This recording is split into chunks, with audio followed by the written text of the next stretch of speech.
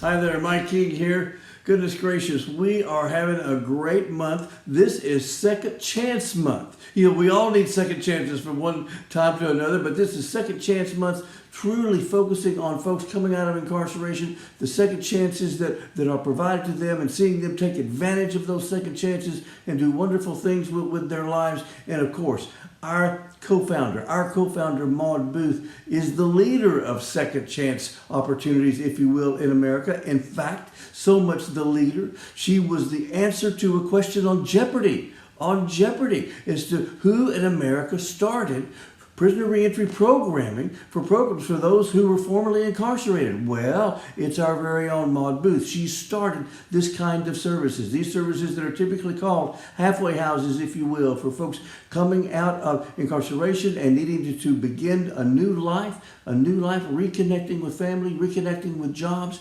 getting reestablished in society. She began these services, and it had such a beautiful beginning, literally in our first year of operation as an organization. So it's 128 years old. It has been around a while, and it began in Sing Sing, New York, as a special request with a note from the warden of Sing Sing, who had heard about Maud Booth's work with some of the other prisons that she had worked with and spoken to in the previous year. And you know how different professions get together. Wardens would get together, share those stories. She had been looking for a sign to say, is this what I should be trying to do and establish in these new days of establishing Volunteers of America? And when she got this note from the warden at Sing Sing, she saw that truly as a sign from God that yes, this is her calling, this is what she should do, and look at what has been accomplished as a result of that. And of course, this being Second Chance Month, there wouldn't be a Second Chance Month had it not been for our co-founder, Maud Booth. And she's done a fantastic job getting it started.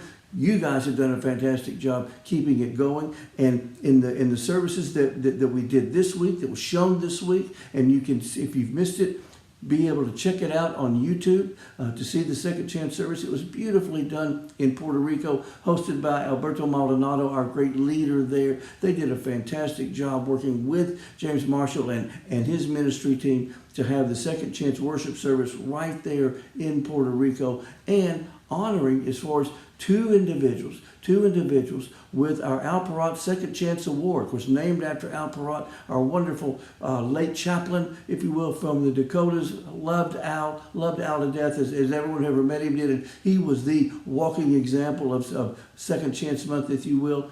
And the folks that we honor there, I want to make sure I get these names exactly right. Dr. Jose Cardona and Chief Luis Escarnacion, and they are the two leaders that were honored at our worship services. Luis Encarnacion was actually the probation officer for Jose Cardona, who himself had been incarcerated, came out of that, really took advantage of his second chance, went all the way to getting his PhD, and is literally our community resource technician for that area of probation work on the island of Puerto Rico, an accomplished professional now over several years, and supported by his probation officer, if you will, Mr. Encarnacion. And so it has been a fantastic example for us to follow. Congratulations to you. Thank you again to Alberto and his team in Puerto Rico for putting together such a fabulous service. And one other thing to mention before we sign off today, and that is we have the retirement of a very special person happening this month, and that is Nancy Gavin, one of our financial managers, if you will, sort of the leader of this, of keeping us on track in the Vones world, right there in Eden Prairie. Nancy, you've been a true stalwart. You've been a major player for us, and one of those quiet behind-the-scenes players, if you will, but yet at the same time, we all knew that we couldn't be doing what we're doing without you. So thank you so much. You deserve a great retirement. Hope you're getting honored in the way that you desire, and just know that we're going to miss you. We're going to miss you right away from day one. But thank you so much for what you've done for us. God bless all of you.